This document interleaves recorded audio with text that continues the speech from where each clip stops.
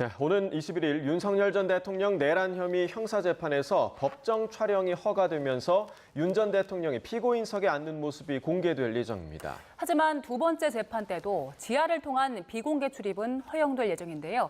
오늘은 양지민 변호사, 임주혜 변호사 두 분과 함께합니다. 어서 오세요. 안녕하세요.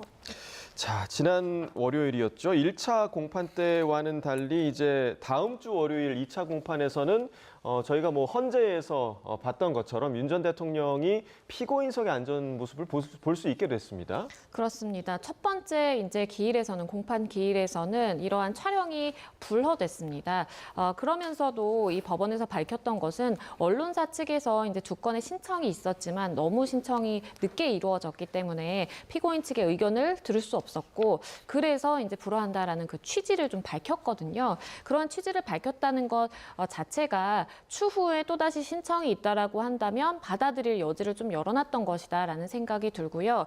이번에도 이제 법조 영상 기자단이 전 대통령 사례를 참고해서 허가를 신청했습니다. 그러다 보니까 법원에서는 아무래도 국민의 알 권리 충족의 차원이라든지 그리고 전임 대통령들의 경우에 이런 모습이 공개됐다라는 점 여러 가지들을 종합적으로 고려해 봤을 때 선고기일은 아니어서 생중계되는 건 아니지만 적어도 법조 기자단이 들어가서 촬영이라든지 사진 촬영 아니면 영상 촬영을 통해서 변론의 시작 전까지 그 모습을 담는 것은 적절하다라고 판단을 한 것으로 보이고요. 다만 이 부분에 대해서 윤 전 대통령 측에서는 무죄 추정의 원칙에 위배한다라면서 좀 반대 의사를 밝혔어요. 하지만 그럼에도 불구하고 관련 법률에 따르면 이 법원에서 판단했을 때 공익적인 이익이 인정된다면 충분히 이것을 허가할 수 있거든요. 그렇기 때문에 종국적으로 허가 결정을 일단 한 것으로 보이고 다만 이것은 이제 이번 앞으로 있을 그 기일 한 번에 대한 결정인 것이고 앞으로 매번 공개가 된다라는 것은 아닙니다.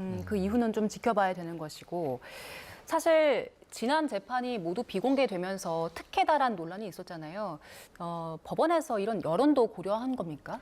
여론을 반드시 고려했다 이렇게 보기보다는 종합적인 상황을 살폈다라고 정리할 수 있을 것 같습니다. 사실 이전 전직 대통령들의 사례를 참고하지 않을 수 없는 부분들이 있기 때문에 이명박 전 대통령 때도요. 이 법원에서 본격적인 재판이 시작되기 전 그 모습을 확인할 수가 있었고요. 박근혜 전 대통령 당시에도 이와 같이 촬영이 허가된 측면이 있었습니다. 그렇다면은 법원에 대한 이 법원 내의 안전한 관리 측면이라던가 시민들의 충돌 우려 이런 부분들을 감안하더라도 국민들의 알 권리나 공공의 이익, 촬영을 허가했을 때 얻는 이익이 더 크다는 판단을 법원에서 내렸다고 보여지고 이미 사실 1차 공판 기일에서 당시에도 다시 신청이 있고 충분한 기간을 두고 피고인에게 이 촬영에 대한 의견을 구할 수 있는 기간만 주어진다면 다시 검토해 본다고 밝힌 만큼 이번에는 허가가 이루어졌다 이렇게 평가할 수 있을 것 같습니다. 네, 자 이렇게 윤 전 대통령이 피고인석에 앉은 모습을 이제 국민이 볼 수는 있게 됐지만 반면에 이제 포토라인에 서는 모습은 볼 수 없을 것으로 지금 전망이 되고 있습니다. 그러니까 만약에 이제 법원에서 윤 전 대통령 측이 원하면 지하 주차장을 통한 출입을 허용하겠다. 지금 이렇게 결정을 내렸단 말이죠. 지난 공판에서도 그랬고 같은 결정을 내린 이유가 좀 어디에 있다고 보십니까? 일단 이 법원에서 판단을 하기로는 안전상의 문제라든지 이제 질서 유지의 차원을 가장 좀 초점을 맞춰서 결정을 내린 것으로 보입니다. 만약에 구속된 피고인이었다라고 한다면 이전 박근혜 전 대통령이라든지 아니면 이명박 전 대통령에 준해서 판단됐을 가능성도 있어 보이는데요.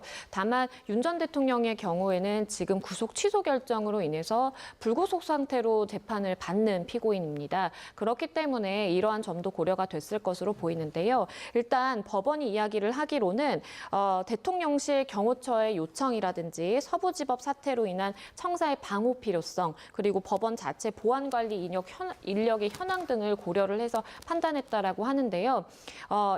그러니까 방청석에서 이렇게 촬영을 하고 취재를 하는 것은 허가된 인력만 들어와서 이렇게 촬영을 하는 것이기 때문에 이것이 소요 사태로 이어질 가능성은 상대적으로 낮다라고 볼 수가 있겠죠. 다만 이 지상으로 이렇게 오게 되면 물론 법원 청사에 이제 보안 요원들이 배치가 돼서 그런 신분 확인이라든지 절차를 하긴 하겠지만 이게 야외로 노출된 사실 공간이기 때문에 혹시나 주변 인근 이제 건물에서 어떠한 일을 벌인다라든지 이런 것도 아예 배제 배제할 수는 없어요. 그렇기 때문에 안전 차원에서 결정된 것이다라고 보면 되겠습니다. 예, 지난 월요일에 증인으로 참석한 2명의 증인, 조성현 수도방위사령부 제1경비단장 그리고 김영기 1특전대대장 다음 주에도 출석을 하는데 그때는 윤 전 대통령 측의 반대 신문이 이루어지는 거잖아요. 반대 신문은 어떤 식으로 진행됩니까? 그렇습니다. 이제 1차 공판이 있었을 당시에 주신문만 진행이 됐습니다. 그러니까 주신문은 이 두 증인이 검찰 측에서 신청한 증인이기 때문에 먼저 검찰 측에서 관련된 내용들,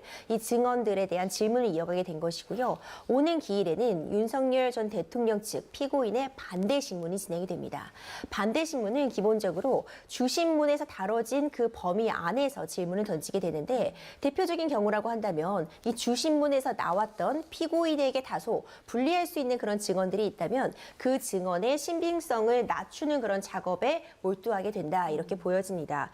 즉 주신문 과정에서 나왔던 그 증언에 뭐 논리적인 오류라든가 아니면 사실관계에 오인하는 부분들이 있는지 이런 부분들을 밝혀내기 위해서 반대 신문을 던지게 된다 이렇게 좀 정리해 볼 수 있을 것 같은데요. 경우에 따라서는 증언의 어떤 그 신빙성을 약화시킬 목적으로 일종의 유도신문 같은 부분이 허용이 되는 측면도 있습니다. 이번 반대 신문을 통해서 이 피고인 측에서는 불리할 수 있는 그런 증언들, 그 부분들의 이 신빙성을 낮추는 증언의 어떤 그 진실됨을 좀 공격하는 이런 축의 지장을 펴리라고 봅니다. 네. 보통 저희가 이제 헌재 변론에서도 봤듯이 주신문과 반대신문이 같은 기일 내에 이루어지는 경우가 대부분이었던 것 같은데 이렇게 주신문을 이번 주에 하고 다음 주에 또 반대신문하는 경우도 있는 겁니까? 네, 충분히 가능은 합니다. 지난번 이 재판 과정을 보면 굉장히 시간이 오래 걸렸습니다. 사실 첫 기일이었기 때문에 첫 공판이어서 윤석열 전 대통령의 발언 시간이 좀 장시간 충분히 주어진 그런 측면도 고려가 돼야 될 것 같고요. 그렇다 보니까 증인 2명의 출석이 있었음에도 반대 신문까지 다 진행하기에 충분한 시간이 주어지지 못했습니다. 이런 부분들을 감안해서 일단 이 다음 공판으로 이 반대 신문을 넘겼다 이렇게 볼 수 있을 것 같습니다. 네, 지난 기일에 윤 전 대통령이 직접 80분에서 90분 정도 발언을 했는데 이 증인 2명에 대해서 직접 반대 신문을 할 수도 있습니까? 일단 기회를 얻어서 발언 기회를 얻는다면 충분히 가능합니다. 일단 윤 전 대통령도 아시는 것처럼 공직 생활, 그러니까 검사 생활을 오래 한 사람이고 누구보다도 형사법정에서는 뭐 전문가라고 칭할 정도의 이제 그런 경력을 가지고 있죠. 그렇기 때문에 물론 변호인단이 주축이 돼서 반대 신문을 진행을 하겠지만 경우에 따라서는 재판장으로부터 발언 기회를 얻고 내가 꼭 하고 싶은 질문이 있다라고 기회를 얻어서 직접적으로 질문을 할 가능성이 충분히 있어 보입니다. 헌재 심판에서도 본인은 발언을 원했지만 재판관들이 허락하지 않아서 발을 못했던 거거든요. 그렇기 때문에 만약에 이번 형사 재판에서도 재판관만 허가를 해준다고 한다면 그 허가를 득해서 충분히 가능할 것으로 보이고요. 일단은 그 고려될 수 있는 요소는 검찰 측이 신청한 증인도 뭐 38명 정도 더 추가될 가능성이 있기 때문에 재판관 입장에서는 이 증인신문이라든지 그 재판의 주제를 굉장히 좀 신속하게 하고자 할 것이에요. 근데 윤 전 대통령이 지난 기일처럼 그렇게 막 혼자 90분가량 이야기를 하고 이런 기회를 매번 제공을 한다면 이것은 좀 재판의 신속성이라든지 이런 빨리 진행하고자 하는 목적과 맞지 않을 가능성이 있거든요. 그렇기 때문에 그렇게 발언 기회를 뭐 장시간 갖는 것이 아니라면 간헐적으로 허가를 할 수는 있겠지만 다만 재판의 속도를 보면서 그 허가를 해줄 것으로 보입니다. 네, 그 말씀해주신 재판의 속도, 그러니까 신속성을 재판부가 좀 추구할 것으로 좀 예상이 되는 이유가 지금 윤 전 대통령 형사재판 사건 기록이 뭐 10만 쪽에 달한다고 하고요. 또 핵심 증인이 38명이다. 이러면 재판이 좀 굉장히 좀 길어질 가능성이 제기되고 있는데 어떻게 좀 전망하십니까? 네, 길어질 가능성 매우 높아 보입니다. 특히 이 피고인 측에서는요, 지금 수집되어 있는 그런 증거들과 관련해서도 특히 이 공수처에서 최초에 수사한 수사 자료 이런 부분들에 대해서 문제 제기를 하고 있습니다. 그렇다면 이 재판이 진행되는 과정에서 계속해서 절차적인 그런 문제점이라든가 진행 과정에 이의 제기가 있다면 이 부분도 또 짚고 넘어가려면 시간이 더 소요될 수밖에 없습니다. 일단 사건 기록 자체가 방대한 측면도 있고요. 증인 신청도 지금 다수가 이루어지고 있습니다. 신청하는 증인들 모두를 어떤 증언을 할 수 있도록 재판부에서 받아주는 것은 아니라고 하더라도 시일이 다소 소요가 될 수 있는 점은 분명할 것 같고요. 특히 절차적인 부분에 대한 이의 제기가 계속된다면 이 1심에 소요되는 기간만 해도 상당할 수 있다. 이런 부분들이 점쳐지고 있습니다. 재판부에서도 이게 주 2주 동안, 그러니까 2주 안에 3번 정도 이제 공판을 여는 것으로 지금 현재로서는 계획을 잡고 있는데 이것이 사실 자주 열리는 것처럼 느껴질 수도 있지만 이 방대한 증인 신문 같은 부분들을 진행하려면 결코 자주 열리는 거라고 또 볼 수 없습니다. 지난번 이 공판만 보더라도 증인 2명 출석했는데 시간이 많이 부족했고 굉장히 늦은 시간까지 재판이 이어졌거든요. 이런 부분들을 감안한다면 1심에 소요되는 기간은 6개월 이상이 될 가능성도 매우 높아 보입니다. 반년 넘게 걸릴 수 있다. 앞서 양재민 변호사께서 그 재판부가 윤 전 대통령에게 직접 신문할 수 있는 기회를 준다면 그렇다면 할 수도 있다고 하셨는데 앞으로 직접 자기 변론을 할 수도 있잖아요. 그렇죠. 윤 전 대통령이 자기 변론을 직접 한다면 이게 도움이 되겠습니까?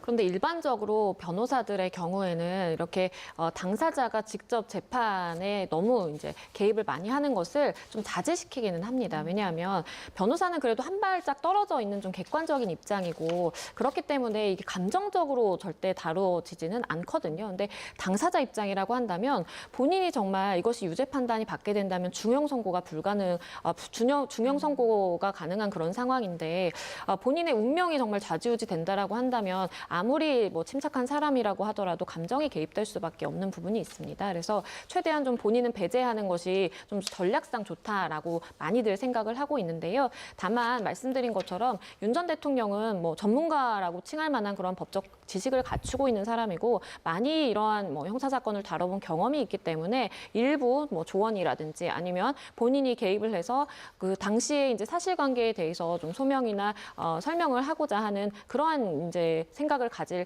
가능성이 있겠죠. 그리고 변호인단도 만약에 이 부분에 대해서 동의를 하고 그리고 이제 그 재판부 역시도 이 부분에 대해서 발언 기회를 준다고 한다면 충분히 좀 뭐 장시간은 아니겠지만 일부 기회를 얻어서 이야기를 하게 될 것으로 보이고요. 만약에 그런 이야기를 한다면 취재진들이 사실 다 안에 있는 상황이고 취재는 가능한 상황이기 때문에 그러한 발언하는 것을 우리가 영상으로는 볼 수 없겠지만 본인의 입에서 직접 어떤 이야기가 나왔다, 어떤 취지로 이제 전략을 구사하고 있다라는 것은 뭐 그때그때 이렇게 기사를 통해서 접하게 될 것으로 보입니다. 네, 그러니까 형사재판 과정에서 윤 전 대통령이 얼마나 재판 과정에서 좀 직접적으로 개입을 할지 그리고 이 재판이 얼마나 좀 길어질지 좀 지켜봐야 할 대목인 것 같고요.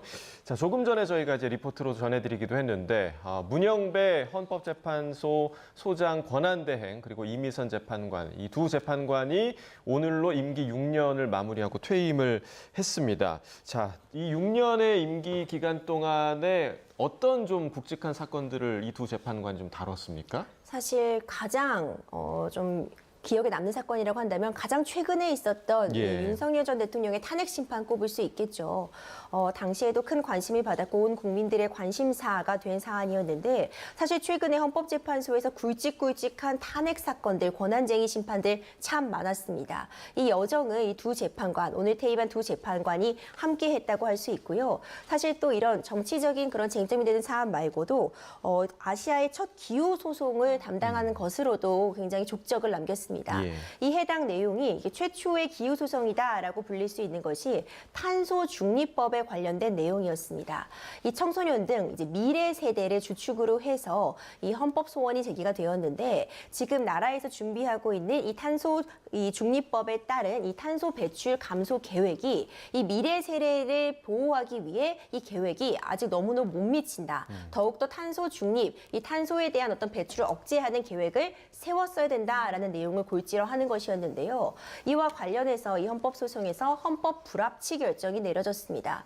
그러니까 이 탄소 중립과 관련된 계획을 다시 세우고 미래 세대를 위한 그런 환경 정책들을 만들어야 된다는 판단을 이 두 재판관이 함께 내렸다는 데서 큰 의미를 찾을 수 있을 것 같고 헌법 불합치 결정이 내려졌기 때문에 2026년도 2월까지 다시 이 법안의 개정이 필요한 상황이어서 이 부분까지도 함께 지켜볼 필요가 있어 보입니다. 네, 두 재판관 워낙 관심도도 높고 중요도가 높은 사건을 다뤄오면서 사실 6년이 60년 같지 않았을까 싶은데 퇴임식이 오늘 오전 11시 헌법재판소 대강당에서 열렸습니다. 문영배, 이미선 두 헌법재판관의 퇴임사를 함께 듣겠습니다. 헌법재판소가 헌법이 부여한 사명을 다하기 위해서는 사실성과 타당성을 갖춘 결정을 해야 된다고 생각합니다. 이를 위해서는 다음 세 가지가 보충되어야 된다고 생각합니다. 재판관 구성의 다양화, 더 깊은 대화, 결정에 대한 존중이 이루어진다면 헌법재판소가 사회 통합에 헌법상 책무를 다할 수 있을 것입니다. 국가기관은 헌법을 준수하여야 합니다. 이는 주권자인 국민의 명령이고 자유민주 국가가 존립하기 위한 전제입니다. 헌법의 규범력이 훼손되지 않도록 우리 헌법재판소가 그동안 해왔던 것처럼 국민의 기본권 보호와 헌법 질서의 수호 유지에 전력을 다해 주시기를 부탁드립니다.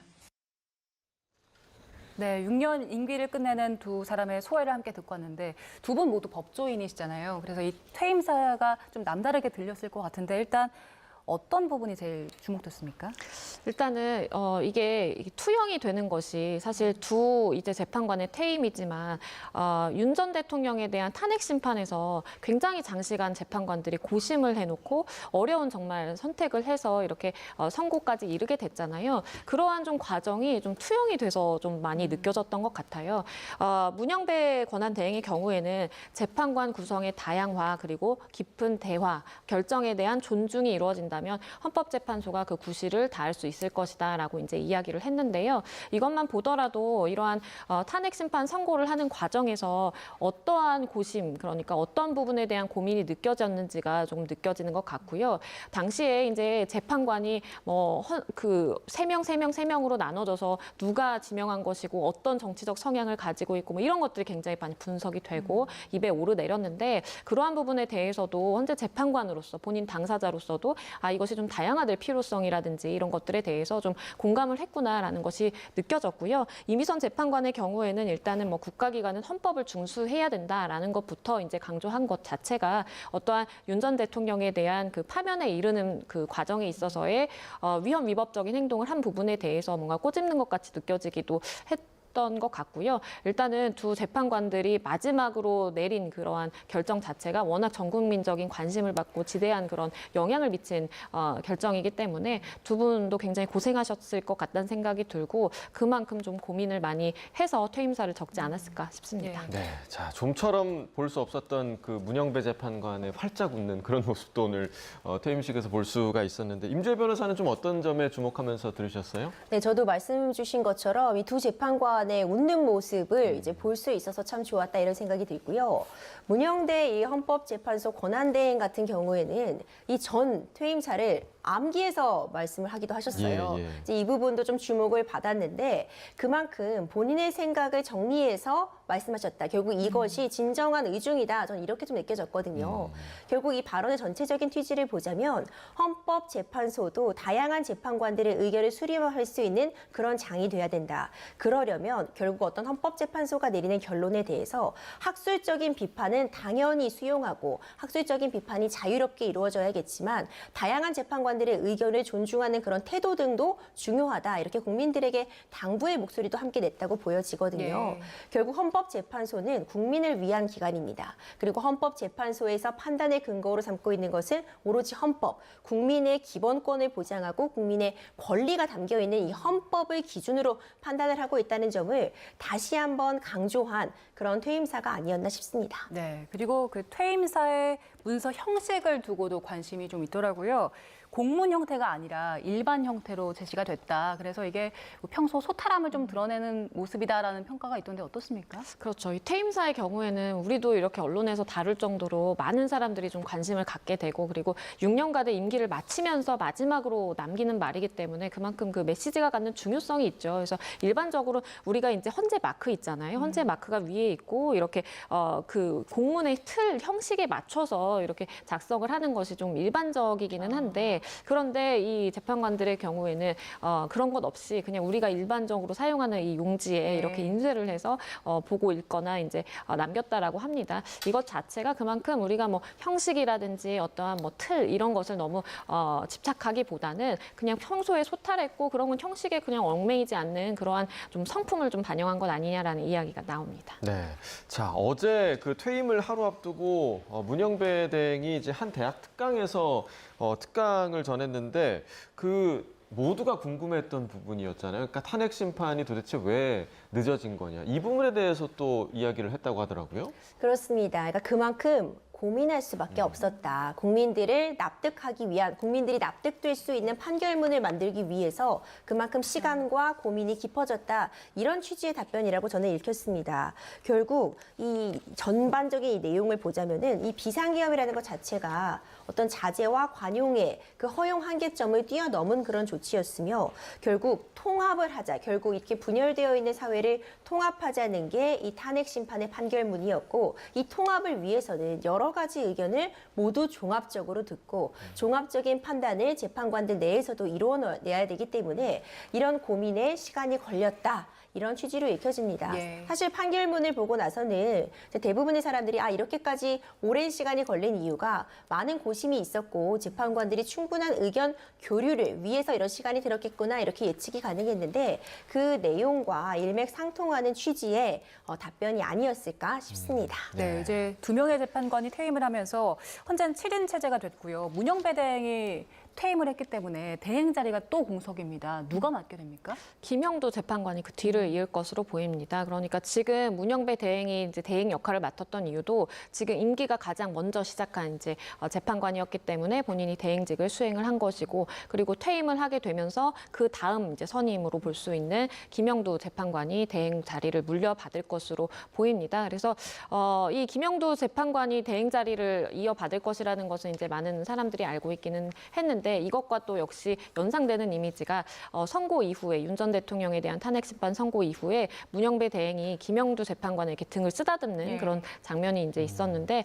그만큼 좀 뭐 헌재를 좀 맡기고 간다라는 취지 그리고 여러 가지 좀 감정이 뒤섞이지 않았을까라는 생각이 듭니다. 네, 그러니까 헌재가 7인 체제로 운영이 되는 것도 2017년 이후 또 8년 만이라고 하더라고요. 그렇습니다. 이게 그때 당시 2017년 3월에 이 박근혜 전 대통령에 대한 탄핵 이제 선고 그러니까 파면 선고를 하고 사흘 뒤에 이정미 당시 소장 권한 대행이 퇴임을 했습니다. 그러면서 이제 7인 체제가 갖춰졌던 적이 있었는데 8년 만에 다시 이제 7인 체제를 맡게 되는 것이고요.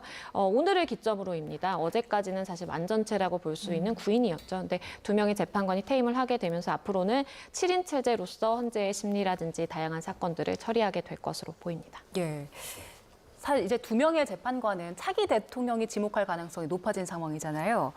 취임하고 나서 직후에 후보자를 지명해도 뭐 청문회 같은 절차가 있기 때문에 시간이 좀 걸릴 것 같은데 이 7인 체제는 얼마나 지속이 될까요? 그렇죠. 이제 6월 3일에 치러질 조기 대선 이후에 선출되는 대통령이 새로 이 대통령 몫의 헌법재판관을 지목한다고 해도 이 지명 이후에도 뭐 인사청문 절차라던가 이런 부분들을 고려한다면은 이 7인 체제가 다소 몇 달간은 유지될 가능성도 충분히 있어 보입니다. 사실 이와 관련된 부분은 이미 이 한덕수 권한대행이 지명했던 대통령 몫의 헌법재판관 이 지명에 대해서 가처분 결정에 인용이 있었죠. 이 한덕수 권한대행이 지명한 이 재판관들에 대해서 임명 절차가 지금 이 헌법소원의 본안 판단이 나올 때까지 정지가 되어 있어서 시기적인 부분들을 고려한다면 사실상 새로 선출되는 이 조기 대선을 통해 새로 선출되는 대통령이 다시 임명할 가능성이 지금 높게 좀 점쳐지고 있어서 이런 부분들을 감안하자면은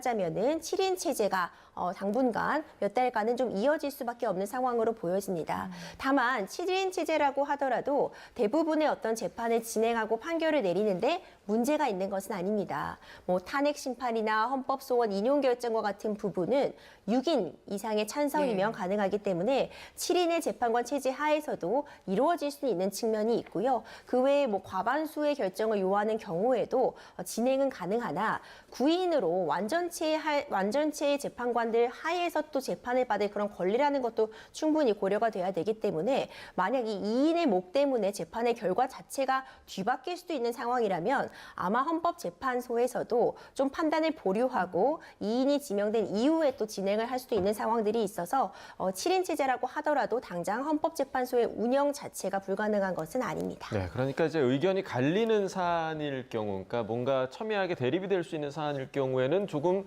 미뤄뒀다가 판단을 할 수 있다는 말씀이시죠? 그렇죠. 앞서 말씀드린 것처럼 뭐 탄핵 심판의 경우라던가 아니면 헌법소원의 인용 결정을 하려면 6인의 찬성이 필요하다고 보여지는데요. 현재 7인 체제 하에서 이제 6인의 찬성이라고 하는 것은 한 명을 제외하고 모든 사람들이 의견이 같았을 때 인정이 되는 상황입니다. 이제 이렇게 만약 이것이 8인이나 9인이 되었을 경우라면은 다른 경우의 수가 나올 수 있는 정도로 지금 표결의 결과가 나온다면은 예. 잠시 판단을 보류하고 이제 9인의 완전체가 된 이후에 또 판단을 내리고자 하도록 좀 재판을 일부 정지 내지는 지연할 수도 있는 상황이거든요. 이런 부분들을 충분히 감안해서 이제 재판 절차 등은 진행될 것이라고 봅니다. 예, 주제를 좀 바꿔보겠습니다. 최상병 소진 사건과 관련해서 항명 또 상관 명예훼손 혐의로 기소된 박정훈 전 대령의 항소심 재판이 오늘 시작됐습니다. 1차 때는 무죄를 선고받았는데 오늘 시작이 됐고 어떤 내용이 나왔습니까? 일단 오늘은 1차 공판 준비 기일입니다. 공판 준비 기일의 경우에는 이제 당사자인 피고인이 출석할 의무는 없지만 오늘도 군복을 입은 채로 이렇게 출석을 했고요.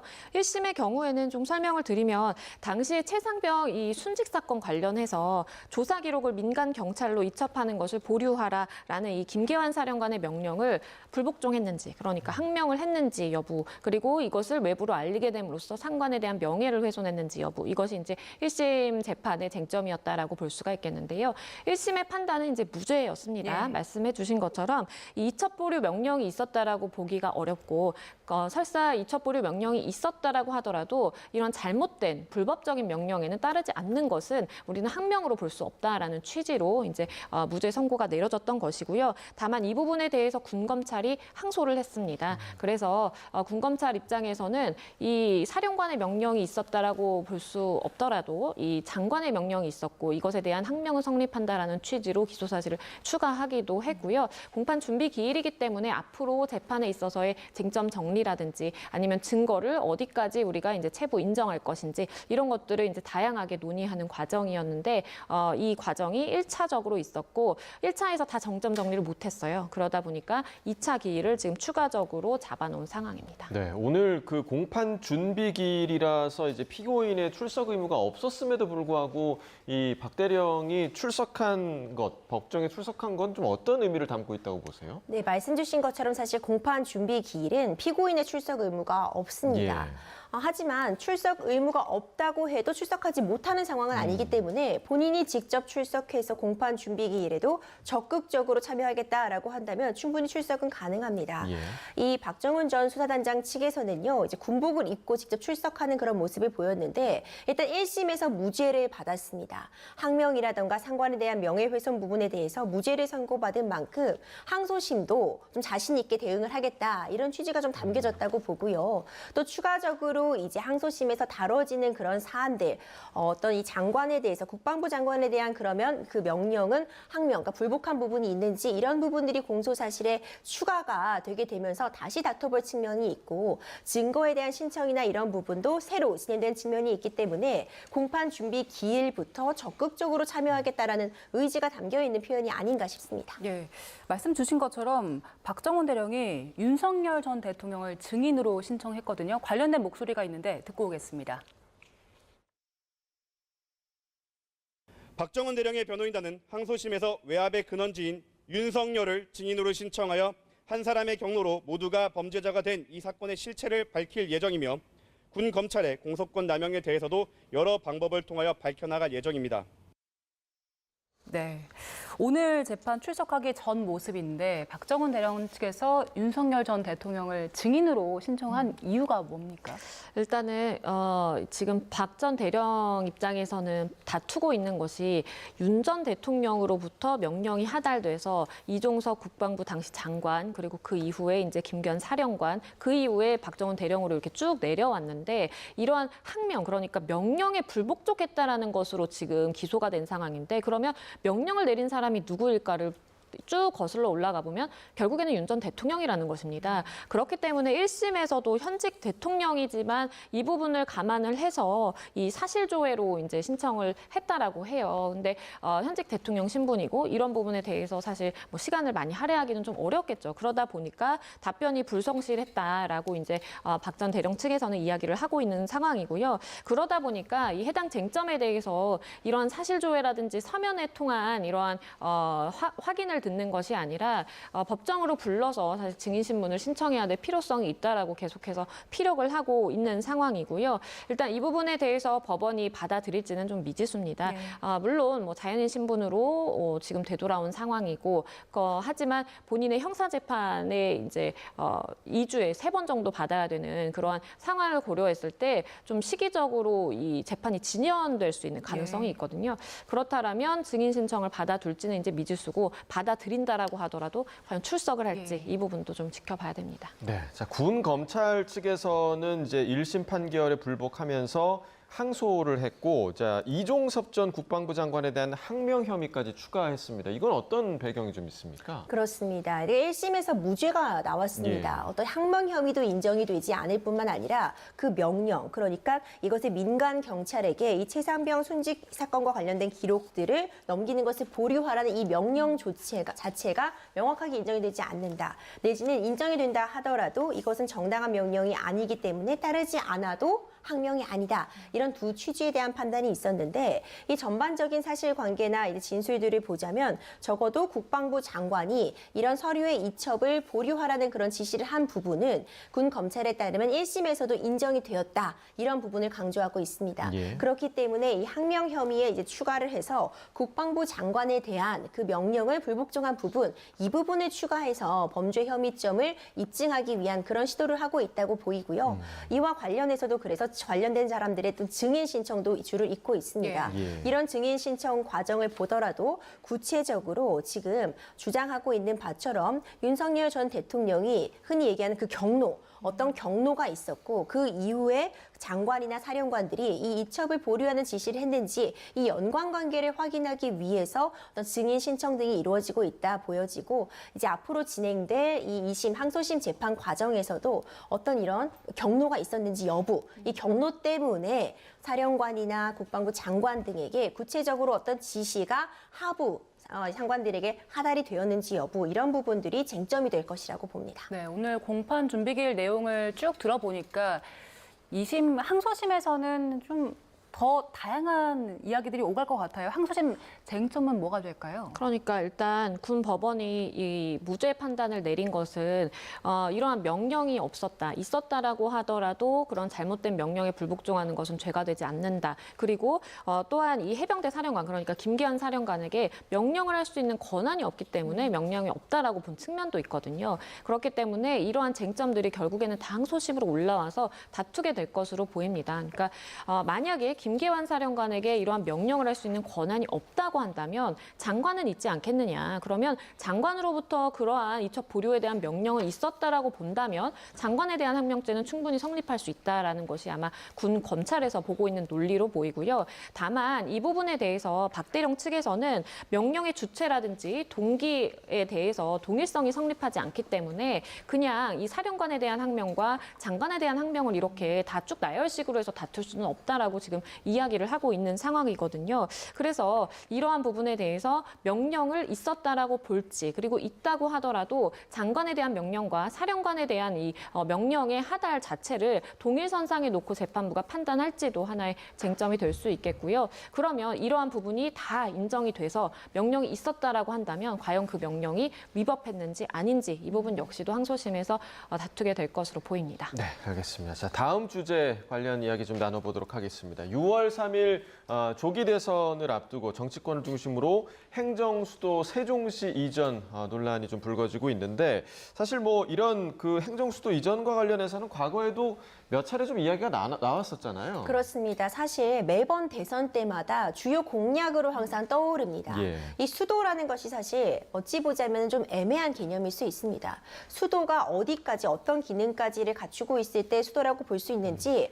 하지만 이제 국민들의 관점에서 보자면 대한민국의 수도는 서울이다. 이것이 굉장히 오래 이미 굳어진 일종의 관습헌법이다. 이런 판단이 사실 2004년도에 내려진 바 있었는데요. 가장 쟁점이 됐던 게 바로 이 헌법재판소의 판단이 나왔던 2002년 노무현 대선 당시 행정수도 이전 공약, 이거 꼽아볼 수 있을 것 예. 같습니다.